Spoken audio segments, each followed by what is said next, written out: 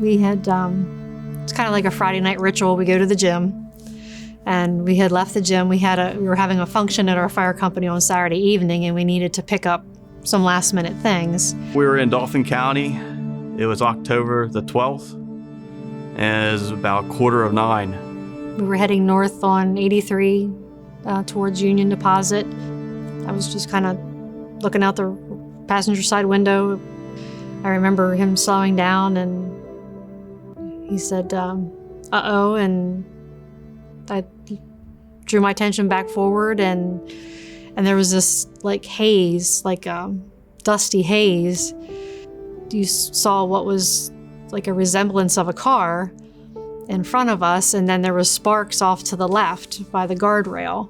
And then you saw the tractor trailer and other car parts and people getting out of cars, and we were looking at each other, and I said, do you think you can get county on your radio? And he said about he will try, and I said, well, I'll get you patient information if you can get a hold of somebody. And I remember him saying, be careful, and out the door I went. It appeared the tractor trailer did not slow down or stop at all for the vehicles that were slowing down and braking for a possible construction zone. It was ahead of us, and he just ran through them, pushing, of course, 2 cars apart from each other, which caught on fire, and then just snowplow effect on the rest of them and pushing them.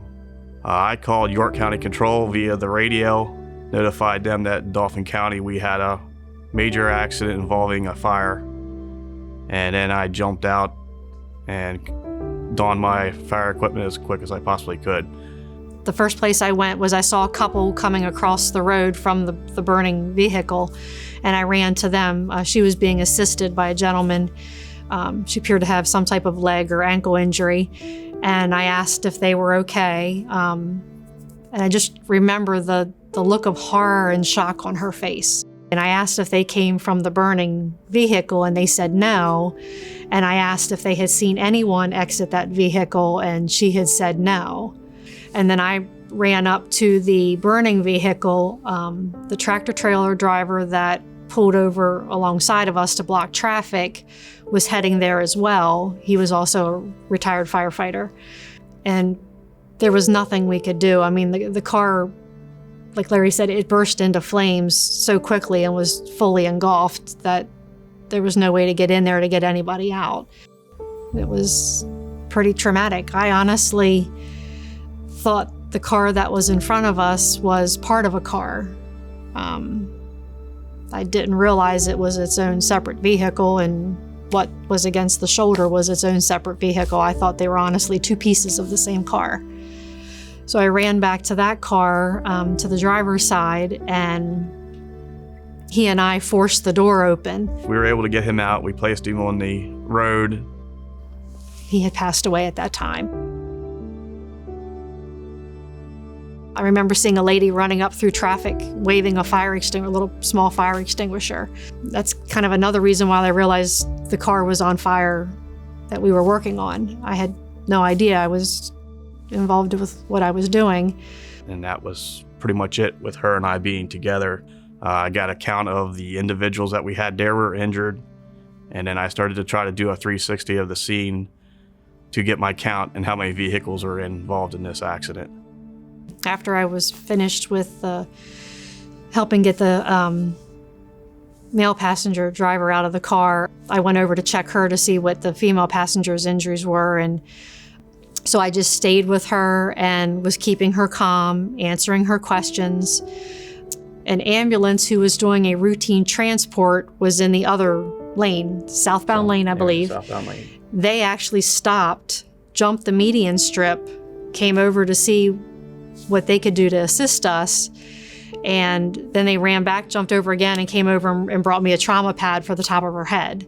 So we held that on her head, and I just sat there in front of her and just basically talked to her and, checked her pulse periodically. Things were good, and just mainly just kept answering her questions over and over again. And I just stayed with her because, to my knowledge, I had her and the lady with the ankle injury. She was right there with us as well.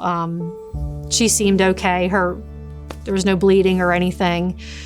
She seemed to be more in shock. So between the two, I kept talking between the two ladies, just keeping an eye on them.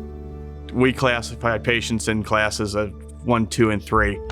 Class 1 being the worst patient, Class 2 being you're hurt, you need some kind of help, and Class 3 is you're kind of walking wounded. Once she was over assisting with the female, I did a patient count there. I had 1 Class 1, 2 Class 3s sitting there with her, and then I started continuing around the tractor trailer, saw that there was a total of 2 more vehicles on the other side of the vehicle, on that side of that truck, or the driver's side of the truck. And then I started searching for more victims. I had 3 more people who were on the side of the road. We gathered them together, kept them so I could put them in a group and triage them. They're all Class 3s. It wasn't until later on that I realized how many vehicles were involved, how many patients were involved, and people even behind us came up and were comforting the ones that were in the crash that were hit also by other cars and the tractor trailer that weren't severely injured. They were comforting them, and it was truly amazing to see, because you always hear about such bad things in the world, and there was a true example of mankind being the best that it ever could be that night. As far as auto accidents go, I've never had anything like that. I mean, the number of patients, the sheer volume of vehicles, that was pretty horrific. I mean, it's something that sticks with you. Life really is short, and you never know when your time's up.